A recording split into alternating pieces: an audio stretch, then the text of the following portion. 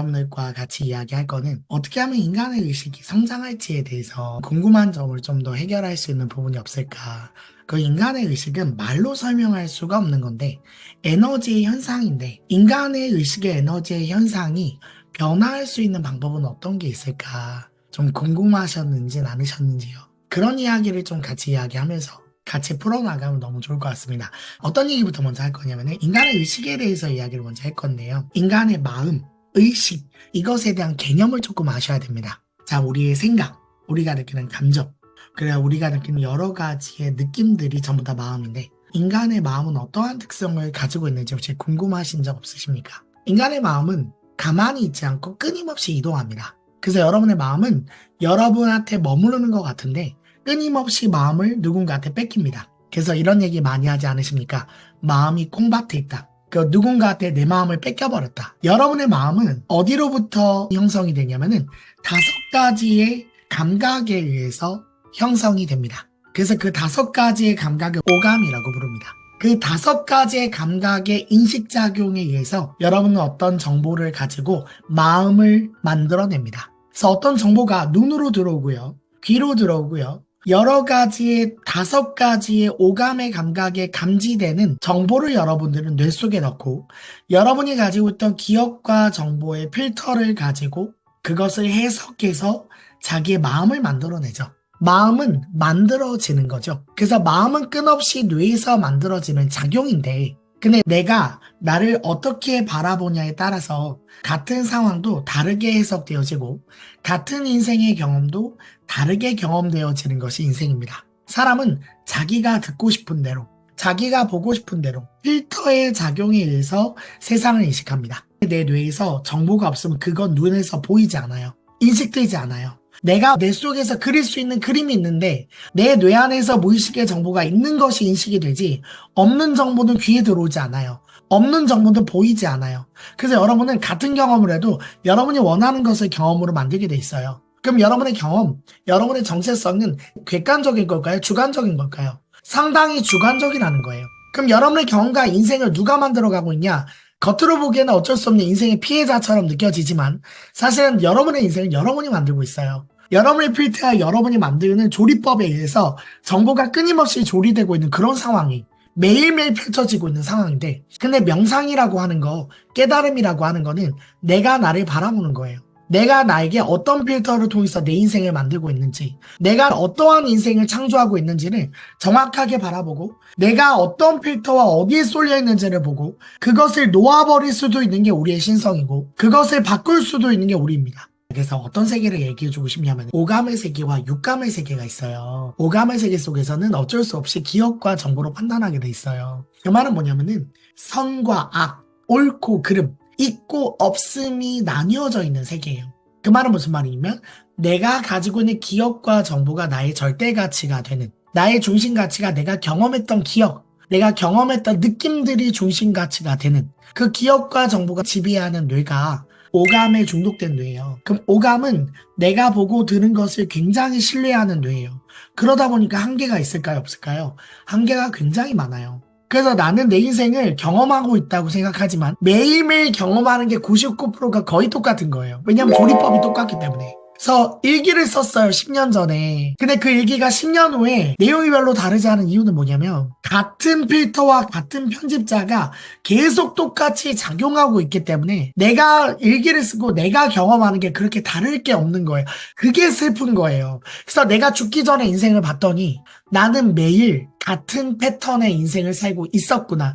나는 새로운 인생을 창조하지 않았구나. 나는 깨어있지 못했구나. 나는 나의 패턴과 나의 운명의 끈을 넘지 못했구나. 그게 여러분의 한이 되는 거예요. 그래서 점점 뇌는 굳어가서 나이가 들면요. 아무리 이야기를 해도 같은 말만 하게 되는 거예요. 매일 똑같은 소리를 해요. 이유가 뭐냐? 같은 필터로만 작동하기 때문에 그것이 나인 줄 착각하는 게 너무나 오래되다 보니까 유연화가 되지 못한다. 그러니까 젊은 사람들과 소통 자체가 불가능하다. 그리고 내가 나를 바라볼 때 나를 정보로 보기 때문에 나는 나의 희노애락이 정보에 의해서 결정이 된다. 나는 내가 완벽해야 된다라는 고정관념이 있어요.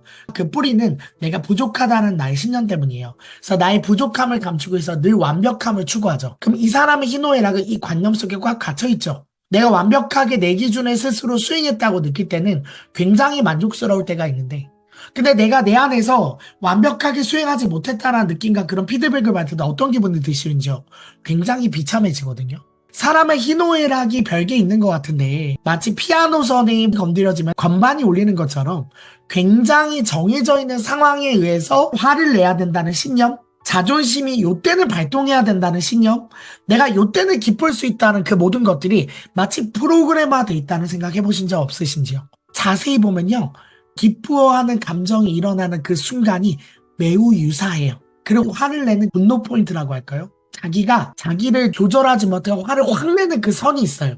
그 선과 포인트가요, 매우 유사해요. 그것을 패턴이라 그래요. 그럼 자기의 버럭 포인트, 그리고 내가 기뻐하고 행복하는 그 희노애락을 결정하고 있는 여러분의 뇌에 중독된 정보는 무엇입니까? 그것을 바라보는 것이 명상이에요. 내가 나를 바라보면요, 내가 어떤 정보에 의해서 계속 휘둘리는지가 보이고, 내가 어떤 정보에 의해서 내 인생이 자꾸 결정지어지는지가 보이는 사람은요, 더 이상 그 정보에 휘둘리지 않아요. 그 정보를 내려놓으면 정확한 상황 판단과 정확한 현실 인식이 되기 시작해요. 뭐냐면은 내 안에 어떤 정보와 필터와 어떤 정보 처리 과정이 굉장히 반복적으로 일어나고 있고, 그 정보 처리 과정에 서 정보가 받아들여지는데 나는 내가 옳다 그르다라고 판단하는 것이 굉장히 절대적으로 생각하는 게 있잖아요. 내가 이 사람은 정말 경우가 아니다, 이 사람은 누가 봐도 아닌 사람이다, 내 남편은 이런 게 너무 아니다, 내 와이프는 이런 게 아니다 라고 내가 스스로 판단하는 것이 있잖아요. 근데 그거는 나의 기준 속에서 있다는 생각을 잘 못하거든요. 어떤 누군가에는 그 사람이 사랑받는 사람일 수 있다는 생각을 못 해보셨는지요? 사실은 내 기준에서 안 맞는 사람이지 다른 누군가도 굉장히 맞는 사람일 수 있고, 처음에는 그 사람이 완벽하고 섬세해서 만나봤는데 결혼을 하다 보니 이 사람이 너무 나를 많이 통제하는 것 같아. 너무 까다로워. 너무 그 사람과 있는 것이 지옥같이 느껴질 때가 있어. 너무너무 많은 간섭을 해. 처음에는 그 간섭이 나한테 배려였고, 그 간섭이 나를 섬세하게 봐주는 사랑이었는데 점점 더 친해지고 인간관계를 맺고 결혼을 하고 그 호르몬의 작용이 멈추다 보니 그 모든 것들이 구속이라고 느껴질 때가 있잖아요. 무슨 말이냐면 하나의 특성이 이렇게도 저렇게도 보는 것은 해석일 뿐이라는 거예요.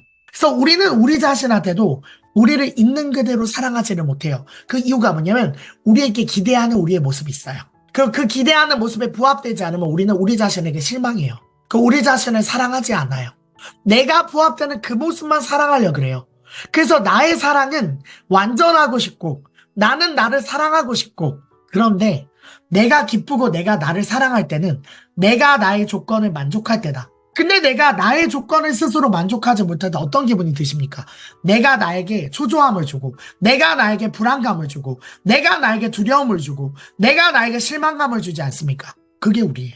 근데 여러분이 뭘 아셔야 되냐면 오감 차원에서의 감각만 있는 게 아니라 어떤 마음의 작용이 있냐면은 그것을 바라보는 자의 마음의 작용이 있어요. 그거를 육감이라 그래요. 여섯 번째 감각은 조율의 감각, 조화의 감각이 있어요. 그래서 나를 바라보고 나의 생명력을 조율하는 본래의 생명의 감각이 우리 안에 있거든요. 지구가 둥글고 지구가 돈다는 것은 오감 차원에선 인식이 안 돼요. 근데 감각이 더 깨어나서 지구가 도는 것을 바깥에서 봐야 지구가 도는 게 보이잖아요. 우리는 우리 안에 너무 빠져 있으면요, 내가 어떤 행동과 말을 하는지를 몰라요. 지금 내가 겪고 있는 모든 인생은 정확하게 인정하고 싶지 않으실 수도 있는데 여러분이 뿌린 광음파가 걷어들인 현상이에요. 난 나의 무의식이 어떠한 정보와 에너지를 만드는지를 잘 몰라요. 근데 내가 지금 겪고 있는 어떤 문제라고 하는 그것은, 그리고 내가 장점이라고 하는 그것은, 축복이라고 하는 그것은, 희노애락의 모든 근거는 여러분의 무의식의 정보와 에너지가 만들어주는 에너지장이 그대로 그 현상을 공명되게 만드는 것 뿐이에요. 그래서 의식은요, 대부분 어디에 붙어 있냐면 대체로 몸에 붙어 있어요. 그래서 인간은 태어났을 때 제일 먼저 느끼는 감각은 몸이에요. 처음에는 몸인지도 몰라요. 그래서 어린아이가 꿈과 현실을 구분해요, 못해요? 못해요. 꿈을 꿀 때 깨어나면 꿈과 현실이 어딘지를 몰라요. 왠 줄 아세요? 개념이 없어서 그래요. 밤과 낮을 구분할 수 없어요. 무엇이 높고 낮음을 구분할 수 없어요. 내가 누구인지조차도 몰라요. 근데 내가 누구냐라는 정보가 태어나면서 기억과 정보를 통해서 내가 학습해요. 그래서 내 안에 어떠한 중심 가치가 형성이 돼서 그것이 나에게는 마치 어떤 것처럼 느껴지냐면 삶의 목적처럼 느껴져요. 그래서 여러분이 지금 원하는 모든 욕망들 처음부터 원했을까요? 아니면은 내가 어떤 정보에 의해서 원하게 됐을까요? 1번은 처음부터 원했다. 2번 정보에 의해서 원하게 됐다. 1번, 2번 중에 뭘까요? 네, 2번이에요. 그럼 여러분은 학습과 정보의 작용을 너무 오랫동안 받은 그러한 정보의 기억이 여러분에게 오랫동안 쌓이고 오래 듣다 보면 그게 진리처럼 느껴져요. 그런 게 여러분의 사상이고 종교이기도 해요. 너무 오랫동안 중독이 돼 있는 거예요. 그럼 여러분이 여러분 스스로가 내가 옳다라고 생각하는 그것, 그르다라고 생각하는 그거는 절대적인 진리가 아니라 내 안에서 만들어진 기준이다. 그 기준이 여러분을 계속 작동시키고 그 기준이 여러분을 계속 지배하고 있는 것입니다. 그게 여러분의 뇌죠. 그래서 우리의 모든 정보가 정화되는 그 자리에는 굉장히 큰 지혜가 오고요. 그리고 가장 정확한 현실 감각이 깨어나고요. 매 순간 지금 여기 이곳에 집중하는 파워가 굉장히 커져요.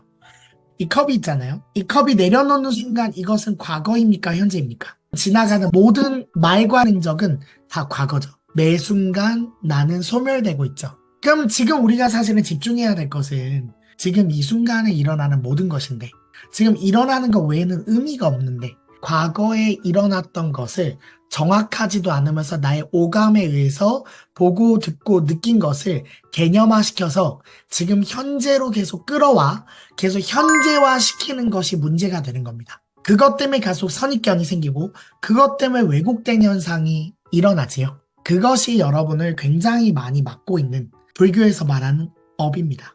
그리고 그것이 관념이라고 하는 것이고 그 관념의 작용을 내려놓고 지금 현재의 파워를 선택할 수 있는 게 신성의 힘입니다. 그게 우리의 본질의 힘입니다. 본질의 파워가 커지면 내가 붙어있는 모든 통제 드라마를 소멸시켜 지금 이 순간에 가장 내 안에 있는 밝은 지혜와 사랑을 쓸 수 있는 힘이 우리 안에 본래 존재합니다.